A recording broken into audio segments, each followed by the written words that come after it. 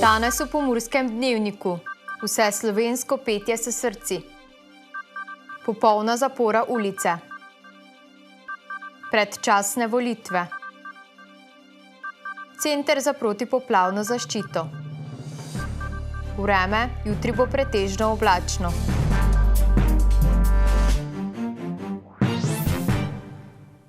Spoštovane gledalke, cenjeni gledalci, lepo pozdravljeni. Projekt Vse slovensko petje s srci je projekt, ki povezuje generacije, neguje slovensko kulturo in jezik, krepi nacionalno identiteto ter ustvarja boljše vzdušje v družbi. Akciji Vse slovenskega petja se je tudi letos pridružila Splošna bolnišnica Murska Sobota. Vsako leto 23. aprila se po celotni Sloveniji zberejo skupine, društva, pevski zbori in posamezniki, ki ob točno določeni uri prepevajo tradicionalne slovenske pesmi. V ta namen so tudi v Splošni bolnišnici Murska Sobota pripravili dogodek, na katerem se je prepevalo. Petje je naša najobsežnejša kulturna dediščina.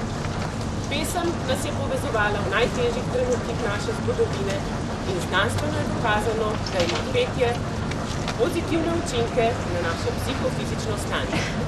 Tako je med drugim zapisala Mateja Bračko, pobudnica tega projekta, ki se danes in jutri v slovenskih mestih odvija 5. leto zapora. Dijaki Srednje zdravstvene šole Murska Sobota so pod vodstvom zborovodje Marije Kolenko ter ob spremljavi harmonike in kitare zapeli več slovenskih pesmi. Pridružili so se jim tudi zaposleni in pacienti iz bolnišnice.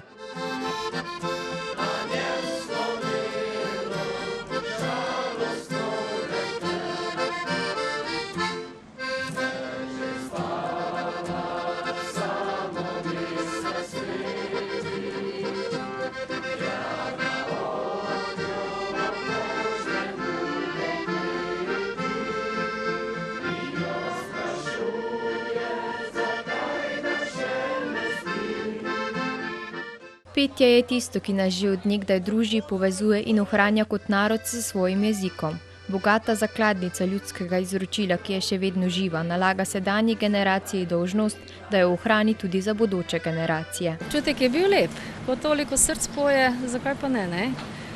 Predvsem je tudi, mislim, da je za dijake tudi ena lepa izkušnja, da sodelujejo, da zapojejo tiste pesmi, ki jih imajo rade. Tudi direktor bolnišnice je ponosen na to, da se vsako leto pridružijo akciji Vse slovenskega petja s srci. Prepričan je, da nas petje povezuje in da nas čakajo boljši časi. Nekako res s posebno hvaležnostjo in priznanjem vsem zaposlenim bolnišnice, vsem, ki so kakorkoli sodelovali, prenazadnje tudi našim pacientom za strpnost, za razumevanje, za dosledno izvajanje tistega, kar je bilo naročeno, da danes izrekamo zahvalo in pohvalo in se veselimo, da nas čakajo lepši časi. Namen dogodka Vse slovensko petje s srci je povezati vse generacije od najmlajših do najstarejših. Obuditi tradicijo, jo vnesti v naše vsakodnevno življenje in nas združiti v skupnem namenu, da se s pomočjo petja poveselimo. Pevski dogodek se po slovenskih mestih odvija že 5. leto zapored.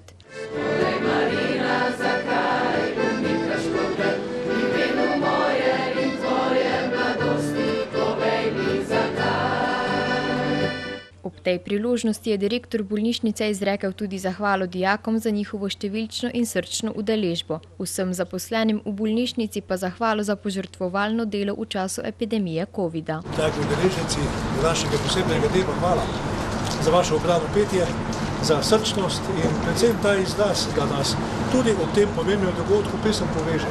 Da pravzaprav odpre ene nove perspektive, da lahko po dolgem času spet tako brez mask se skupaj postavimo in tako od srca zapojemo o svojih spominih, o svojih željah, o lepih pričakovanjih, o tisti ljubezni, ki nas dviga in nam pomaga, da na nek način, tak ali drugačen, skupaj ustvarjamo vse to, kar nas ljudi gradi in kar je tudi nekako v teh posebnih časih, ko nas je nova bolezen, neznano dogajanje, spet zavrtelo v povsem drugačen tok časa, ki ga je bilo potreba rešiti. Vse slovensko petje s srci bo po Sloveniji trajalo še jutri, zato se lahko tudi vi ob 10. uri pridružite in zapojete katero izmed slovenskih pesmi. Dela na ulici arhitekta Novaka so v polnem teku. V prihodnjih dneh se začenja tudi asfaltiranje vozišča, kar pomeni, da bo v tem času vzpostavljena popolna zapora ulice. Iz mestne občine Murska Sobota obveščajo vse udeležence v cestnem prometu ter stanovalce na območju ulice Arhitekta Novaka, da bo v času od ponedeljka 25. aprila pa do torka 26. aprila vzpostavljena popolna zapora ulice. In sicer dela bodo potekala na delu ulice Arhitekta Novaka na območju od križišča s Slovensko ulico pa do križišča z Gregorčičevo ulico zaradi asfaltiranja vozišča. V ponedeljek 25. aprila bo za uvoz ali izvoz iz tega območja možna povezava Cvetkova ulica Slovenska ulica. V torek 26. aprila pa bo za izvoz iz območja vzpostavljen poseben režim in sicer Cvetkova ulica Zvezdna ulica. V času asfaltiranja prav tako ne bo možen uvoz in izvoz čez ulico Arhitekta Novaka in Cvetkovo ulico. Občina Murska Sobota ob tem vse udeležence v prometu in stanovalce na tem območju prosi za razumevanje in upoštevanje začasne prometne signalizacije. Predsednik Republike Slovenije Borut Pahor se je v Ljubljani udeležil predčasnih državnozborskih volitev, na katerih je k udeležbi na volitve pozval tudi vse državljanke in državljane. Po oddaji glasu je predsednik podal izjavo, s katero je nagovoril državljanke in državljane ter jih pozval k udeležbi na volitvah. Svojo odločitvijo, po svoji vesti in prepričanju, si vzemite pravico in neposredno vplivajte na prihodnost naše države. Vsak naš glas je pomemben in je dragocen. Svojim glasom sporočamo svoja pričakovanja glede smeri razvoja naše družbe in države. Svojim glasom soodločamo o mandatu za njeno vodenje. Kot je pojasnil, je vsak glas na volitvah pomemben in dragocen. S svojim glasom izkažemo svojo pravico in sporočimo svoja pričakovanja. Prav tako pa lahko s svojo odločitvijo neposredno vplivamo na prihodnost in smer razvoja države. Zato je udeležba na volitvah izrednega pomena.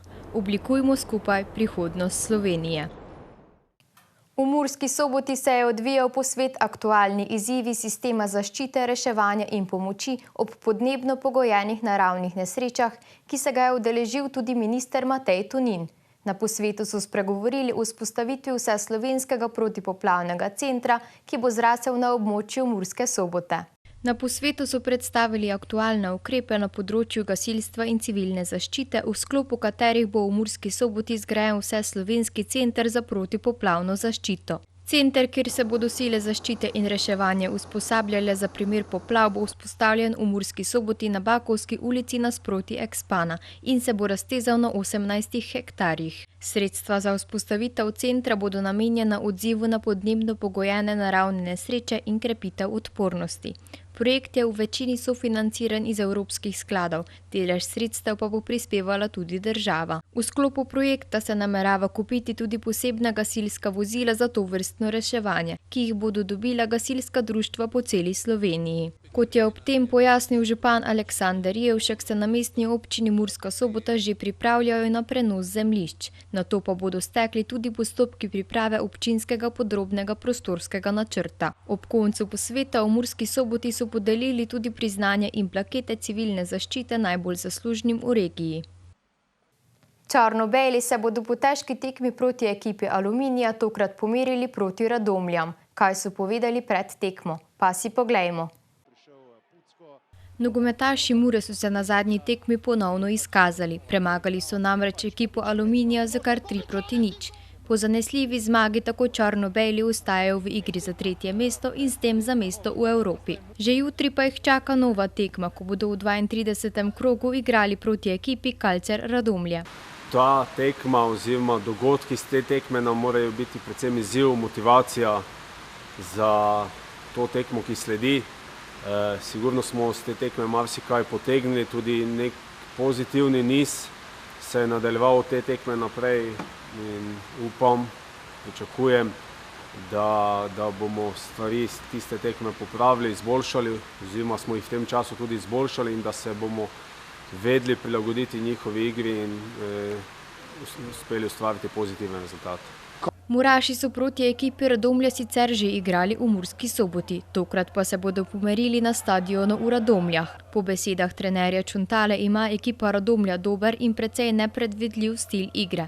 Kljub temu pa upa, da si bo ekipa črno-belih uspela priboriti zmago. Pričakujem pa vseeno, da zdaj bodo igrali doma oziroma v Domžalah in da bodo bolj ofenzivni, kot pa so bili na tisti tekmi proti nam, kot so bili na zadnji proti Mariboru, ampak moramo biti pripravljeni na vse, da ne bomo presenečeni. Čuntala še doda, da morajo biti igralci glede na zadnjo tekmo bolj napadalni in bolj v fazi branjenja. Če gledamo zadnjo tekmo, moramo biti bolj agresivni v fazi branjenja. Moramo biti aktivnejši, ko se branimo, ne se samo postaviti na svojo polovico in biti pasiven. Z tega bomo tudi dobivali dosti več ofenzivnih možnosti, priložnosti za prehode v napad oziroma tudi za samo posest in kontrolo na tekmo. To je tista glavna stvar, ki jo moramo popraviti. Upamo, da se bodo črno-beli na jutrišnji tekmi izkazali in igrišče ponovno zapustili s ponosnimi obrazi. Ekonomsko-poslovno cono v Šalovcih so pred kratkim komunalno opremili in pripravili za investitorje, a sedaj sameva, zanimanja za njo pa naj ne bi bilo. Kje se zatika? Preverili smo, kakšna je resnica in kaj pravi župan. Več o tem ter druge zanimive novice pa si lahko preberete na sobotainfo.com. Za konec pa še preverimo, kakšno vreme nas čaka v prihodnjih dneh.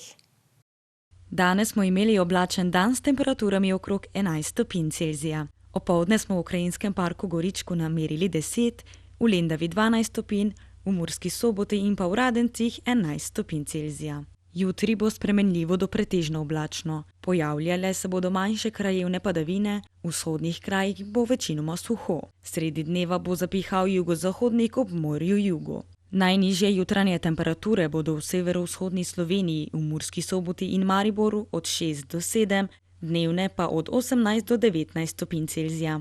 V nedeljo in ponedeljek bo spremenljivo do pretežno oblačno. V vzhodni Sloveniji bo po večini suho, drugod bodo občasno krajevne padavine, ki bodo močnejše v nedeljo, zlasti na zahodu. Pihal pa bo južni do jugozahodni veter. Temperature v naših krajih se bodo zjutraj gibale od 7 do 9, čez dan pa od 17 do 20 stopinj Celzija. To smo za vas pripravili v današnjem Pomurskem dnevniku. Več informacij pa lahko najdete na naši spletni strani www.tvideja.si. Ostanite v naši družbi in nasvidenje do jutri.